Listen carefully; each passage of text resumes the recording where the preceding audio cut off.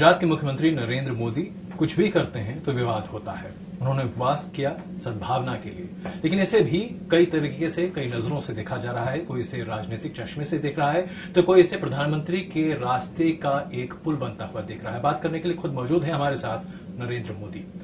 मोदी साहब, आपने जो कल खत लिखा, ओपन लेटर, उसमें आपने लिखा कि मेरे मन में सद्भावना आए और मैं चाहूंगा कि जो लोग मेरे बारे में कुछ भी कहते रहे या सोचते रहे या गुजरात को बदनाम करते रहे, उनके बारे में तमाम बुरी भावनाएं ना आए।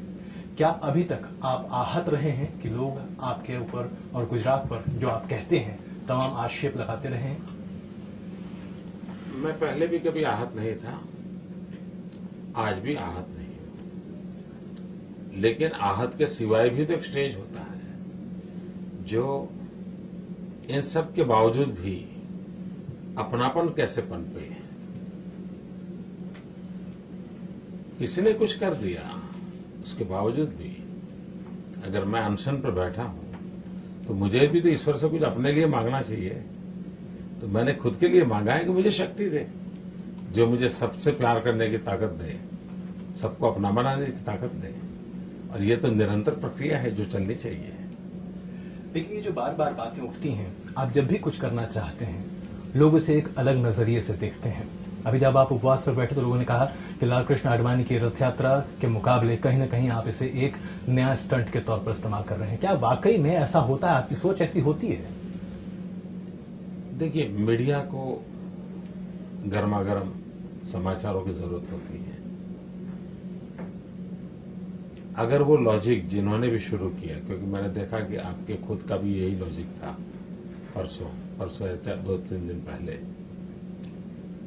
अभी वो चला गया, उसके बाद कोई उसका उल्लेख नहीं कर रहा है। हवा में एक दिन चला लिया, गर्मा गर्म कर दिया, छोड़ दिया। कोई मुझे कहे कि आडवाणी जी की यात्रा अक्टूबर में है, इसको उसके साथ क्या लेना देना। ये एक राज्य का कार्यक्रम है और राज्य में भी बीजेपी का कार्यक्रम है, इसका और इसको कोई लेना देना नहीं हो सकता, हो ही नहीं सकता। और जब मैं पहली बार मैंने आज तक पर ही सुना ये लॉजिक, तो मैं भी हो गया कि कमाल के लोग हैं यार, क्या क्या सोचते रहते हैं। तो वही सोचते हैं जो तमाम राजनीतिज्ञ कहते हैं मोदी जी। अब मैं आरोप नहीं लगा रहा हूं, मुझे मजा आया, हंसी आ गई और कुछ नहीं हुआ। ये बताइए कि लोग ये कह रहे हैं, खास करके आपके जो विरोधी हैं, कांग्रेसी हैं या तमाम अन्य नेता, वो कह रहे हैं कि प्रधानमंत्री का पद कहीं ना कहीं आपकी निगाहों में है और इसीलिए आप अपने आप को एक पोजीशन करना चाहते हैं और मुस्लिम माइनॉरिटी को भी आपकी तरफ लाने की कोशिश करें। आरोप कितना सही या गलत है? आप लोग मुझे बहुत सालों से जानते हो, मेरे जीवन को जानते हो। मेरे बहुत छोटी आयु में घर छोड़ा था। मेरे परिवार में किसी का राजनीति से लेना देना नहीं है। मेरे पिताजी कभी गांव का पंचायत का चुनाव भी लड़े नहीं है। मैं भी कभी स्कूल के अंदर या कॉलेज में मॉनिटर का चुनाव नहीं लड़ा हूं। मेरी जिंदगी अलग है। एक विशिष्ट परिस्थिति में मुझे जिम्मे गुजरात की जनता ने काम दिया है, मैं उसको कर रहा हूं। लेकिन आज जहां हूं वहां भी मैंने कभी सोचा नहीं था, कभी सोचा नहीं था कि हम यहां होंगे। तो इस प्रकार का सोचना वगैरह मेरी फितरत में नहीं है। दूसरा, अगर मैं फिलॉसफी के आधार पर कहूं तो मेरी जिंदगी की फिलॉसफी है, और जो मैं नौजवानों के साथ बात करता हूं तो बहुत उसको जम करके बांटता हूं और मैं आग्रह करता हूं। मैं लोगों को कहता हूं, कभी भी कुछ भी बनने के सपने मत देखो। अगर सपने देखने हैं तो कुछ करने के देखो। और इसलिए मेरे जीवन में कभी भी बनने का सपना कभी भी नहीं था, आज भी नहीं है। और ये मेरी लाइफ का फिलोसॉफिकल कन्विक्शन होने के कारण भविष्य में भी संभव नहीं है। हाँ, कुछ करने के सपने बहुत हैं। मैं इस देश के लिए, इस देश की जनता के लिए, एक गांव में बैठा हूं तो भी मैं देश के लिए काम करता हूं, एक पंचायत में बैठा हूं तो भी देश के लिए काम करता हूं, एक राज्य के लिए काम करता हूं तो मेरे लिए मैं देश के लिए काम करता हूं। क्योंकि मेरा मंत्र है भारत के विकास के लिए गुजरात का विकास। और इसलिए लेना, पाना, बनना ये नरेंद्र मोदी की जहन में नहीं है। जो मुझे जानते हैं वो कभी ये सवाल ही नहीं उठा सकते मेरे लिए। नहीं, व्यक्तिगत तौर पर अगर आप अलग इससे रखें, पार्टी के तौर पर अगर पार्टी कल को आपको ये जिम्मेदारी सौंपना चाहे तो आपको क्या इससे कोई गुरेज होगा? आप जानते हैं ये सारे सवाल बहुत लोडेड होते हैं। कोई हाँ कहे तो भी विवाद खड़ा किया जा सकता है, ना कहे तो भी विवाद खड़ा किया जा सकता है, और मीडिया का ये रटा रटा सवाल रहता है। नहीं, ये रटा रटा नहीं है। मैंने पहले भी इंडिया टुडे कॉन्क्लेव में भी आपसे ये सवाल पूछा था, इसलिए आज दोबारा पूछा। रटा होता है। लेकिन जैसे कि पार्टी समझती है, भारतीय जनता पार्टी के लोग मानते हैं कि आप उन लोगों में से हैं जिन्हें ये जिम्मेदारी सौंपी जा सकती है। कम से कम आप ये तो मानेंगे? मेरी किसी से बात नहीं हुई है। मोदी जी, एक और अहम सवाल, बहुत सारे ऐसे लोग जो कि खास करके राजनीतिक कमेंटेटर्स हैं, उनका ये मानना है कि आपके आने से कहीं न कहीं जो एनडीए गठजोड़ है वो साथ नहीं होगा, क्योंकि आज भी आपके मंच पर जेडीयू के नेता नजर नहीं आए और शरद यादव ने कहीं न कहीं आपको एक तरह से आक्षेप भी किया आज दिल्ली में। आपको लगता है कि नीतीश कुमार या उनकी पार्टी के लोग या इस तरीके के लोग आपसे जुड़ना पसंद नहीं करते?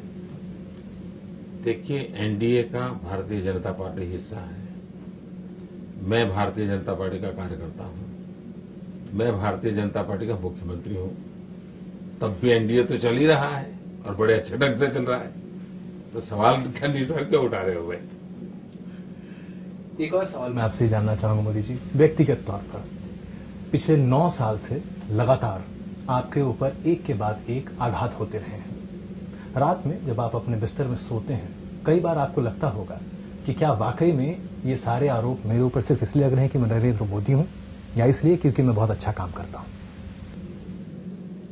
मैं शुरू में ये आरोप वगैरह की चीजें मेरा थोड़ा मन लगता था। अब मैं उसमें समय बर्बाद नहीं करता हूं। अब मैं पॉजिटिव सोचना, ज्यादा अच्छा करना, अगर 10 घंटे काम करता हूं तो 16 घंटे कैसे करूं, 16 घंटे करता हूं तो 18 घंटे कैसे करूं, इसी में मन लगा रहता है। इसलिए नेगेटिव कोई चीजें मेरे आसपास होती नहीं है, और शायद मेरी सफलता का कारण भी यही है कि आपने कभी मेरे बयान भी नहीं देखे होंगे। मैं चेकरों में नहीं पढ़ता हूं, अपना काम करता रहता हूं, और लोकतंत्र में हूं तो उस पर सवाल भी उठाए जाएंगे और उठने भी चाहिए, उसकी आलोचना भी होगी, होनी भी चाहिए। वही तो डेमोक्रेसी की स्ट्रेंथ है, तो what is wrong in it? एक आखिरी सवाल, आज आपने लेबोरेटरी शब्द का इस्तेमाल किया। आमतौर पर लोग कहते थे कि आरएसएस और संघ परिवार की लेबोरेटरी गुजरात है, हिंदुत्व की लेबोरेटरी। आपने उसे डेवलपमेंट की लेबोरेटरी, विकास की लेबोरेटरी में तब्दील कर दिया। शायद धीमंत आपको अच्छे ढंग से बताएंगे। आपने शायद ये मेरा जादू पकड़ लिया कि नहीं, मुझे मालूम नहीं है। जो शब्द मुझे गाली के रूप में दिए जाते हैं, समय रहते उसी को मैं एसेट में कन्वर्ट कर देता हूं। तो प्रचारित करने की मेहनत आप लोग कर लेते हैं और बाद में उसमें रंग भरने का काम मैं कर देता हूं। तो अब मुझे किसी को लेबोरेटरी समझाने की मेहनत नहीं करनी पड़ती, लेबोरेटरी आपने समझा दिया था। अब लेबोरेटरी डेवलपमेंट की है, वही मुझे एक छोटा सा काम करना पड़ता है। मोदी जी, अगर हम वाकई में देखें तो आज जब आप अपने राजनीतिक करियर को देखते हैं, तो जहां से आपने शुरू किया आज जहां तक पहुंचे, इस मकाम तक पहुंचकर क्या आपको ये आत्मसंतोष है कि आप वो सब कुछ कर पाए या कर रहे हैं जो वाकई में आप करना चाहते थे? क्योंकि लोग आपके ऊपर आज भी कई तरह के सवाल खड़े करते हैं। देखिए, सार्वजनिक जीवन में हम अकाउंटेबल हैं और सवाल उठने ही चाहिए। हमारे पल पल का हिसाब मांगना ही चाहिए। तो कोई अगर सवाल उठाता है, it's a part of democracy and I must honour that question. तो ये तो कोई सवाल ही नहीं उठता कि ये क्या बात है। अच्छा, दूसरा विषय है कि जिस दिन किसी के इंसान के जीवन में कुछ करने का अब पूरा हो गया, उसका मतलब उसकी जिंदगी वहां समाप्त हो गई। जिंदगी का नाम ही यही है कि हर पल नया करने का इरादा हो, हर पल ज्यादा करने का इरादा हो। तो मैं तो ठहराव का विरोधी हूं जी। हम तो चलते रहना चाहते हैं और अधिक करना चाहते हैं।